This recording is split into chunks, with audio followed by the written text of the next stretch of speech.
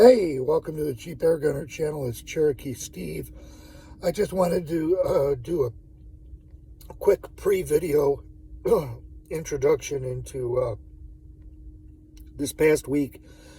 Hasn't been a really good one for my KT HPA project.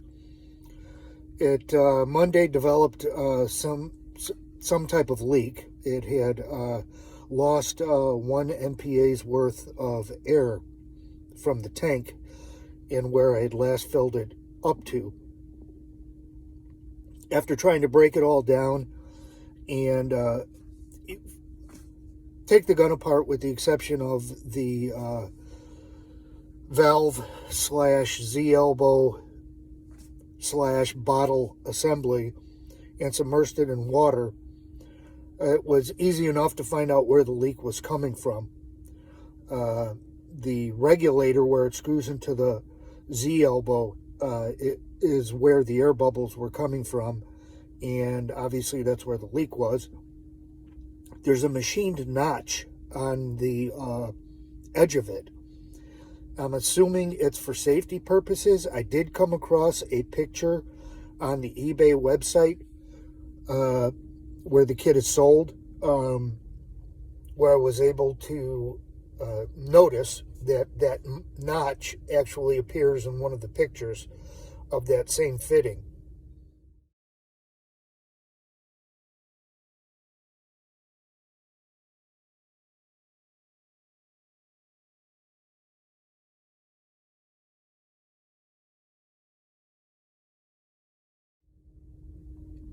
But no matter what I did, as far as different O-rings that I tried, different sizes, different thicknesses, would refill with air, check it underwater, air bubbles at the same spot, over and over and over again. When it initially happened the first time, I figured I would try to think about it optimistically as possible and use the opportunity of taking everything apart to install the lighter valve spring that I had purchased off of eBay. It's a longer than stock one, but yet a thinner gauge wire. I'll show a picture of that.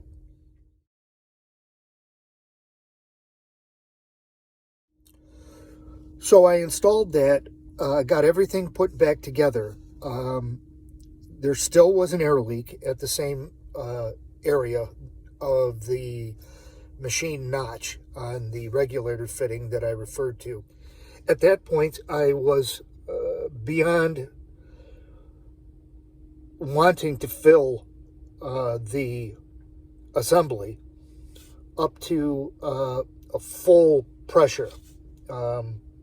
It just seemed like a waste of air if I was going to have to depressurize the system and deal with a leak, as I had been doing over and over again. So I had filled it up to about 9 MPA. Seemed like the bubbles were coming out a lot slower, but they were definitely coming out. So I went ahead before doing anything and filled it all the way up to 15 MPA. And re-submersing the assembly underwater, I wasn't seeing any air bubbles. So I reassembled the gun. I did put some pellets over the chrony. It did seem like I was getting a slightly higher velocity with that lighter valve spring. I was able to get 826 with a fill of 15 MPA in the system. But having the gun sit overnight, it seemed to have lost some air once again. So it was disassembling again. At this point, I was super frustrated. I said, I'm going to go with the O-ring that seems to give the least amount of air leakage. I will,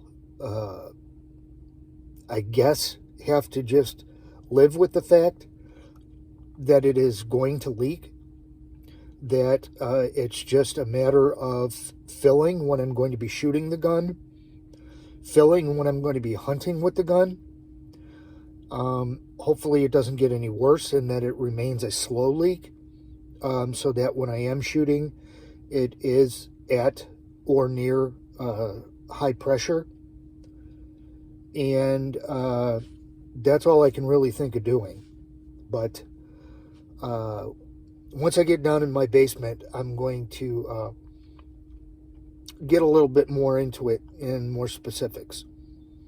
But here's another picture. It just happens to be the entire gun disassembled and laying out on my my shooting table.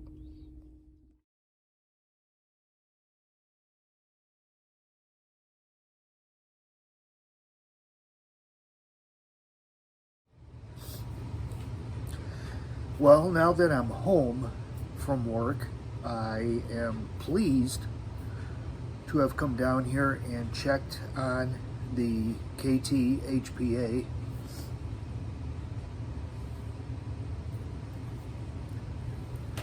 When I left for work, I had filled it up to 14 MPa. It's holding at 14 MPa for the time being.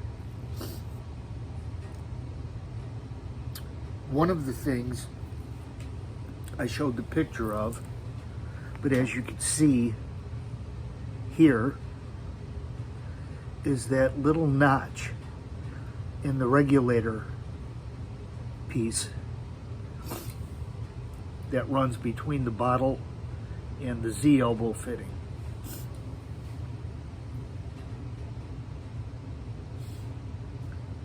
That's the area I had commented on about each and every time I had changed out O-rings and was trying to get rid of a leak.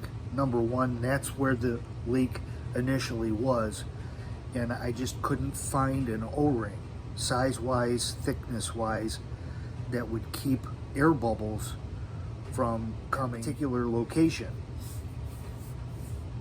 One of the things I tried after having that fitting disassembled from the Z elbow, I did try some JB weld and tried to fill in that notch with it. I let it cure for well over 24-hour period. The first time I went to fill it up, it just blew out the epoxy that had been in that little notch area. I'm assuming that that is machined into that fitting as a weak link to the system. That if something does get overfilled for whatever reason before something is going to literally blow apart, that air is, it's designed for air to escape at that particular location. As I said, the last O-ring I put in was the O-ring that had the least amount of air leaking. Perhaps this particular one that I used at this particular last assembly is filling in that notch portion well enough. I'll find out. It's got to sit for a longer period of time. I did put in a 10-hour shift at work, so between when I filled it up and now that I'm home, it's probably a good 12 hours since it's been filled up to the 14 MPa. It's a good sign that it is at 14 MPa. In the meantime, one of the other projects that I have kept in mind and have been getting add-ons for is the CO2 version, the 2400 KT, the carbon fiber simulated forearm, custom painted shoulder stock, power adjuster, polished barrel. A couple of the things I have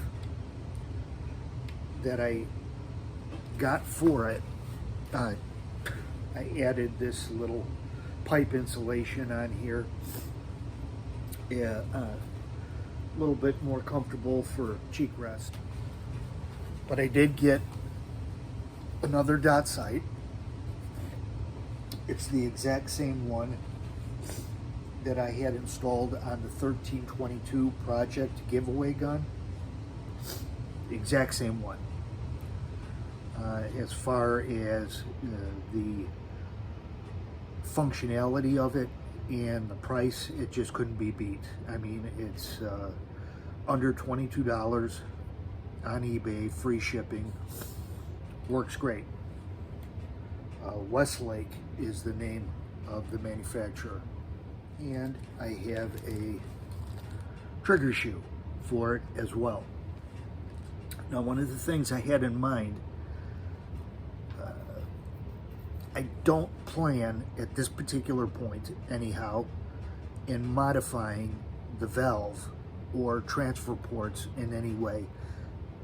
From my experience, especially with CO2 guns, the performance upgrade that you can get velocity-wise by modifying the valve and the transfer ports, it's negligible when you're talking about the CO2 consumption.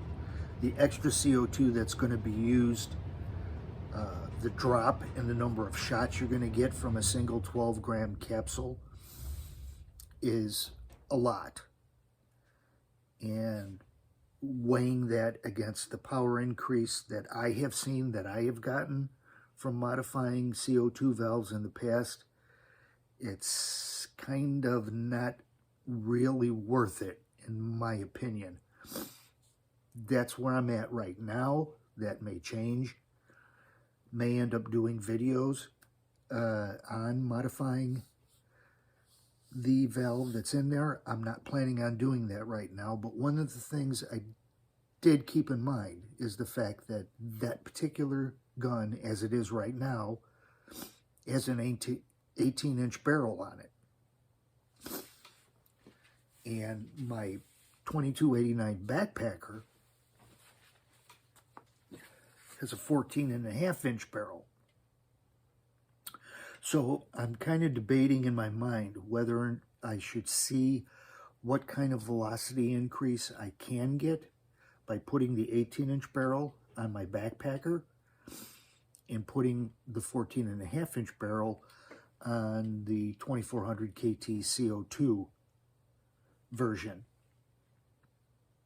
Seeing as how I'm not really going for velocity increase, at least right now, on the CO2 gun, I'm curious to see what kind of, go back, look through my log and the highest velocities that I've gotten with my 2289 pumper, and compare what those numbers are against what I would see from an 18-inch barrel being installed on here. So that very well may lead to future videos. Probably will. I think it's worth trying. So that's where I'm at right now. Got the trifecta. I've got the 2289 backpacker pumper. I've got the 2400 KT HPA.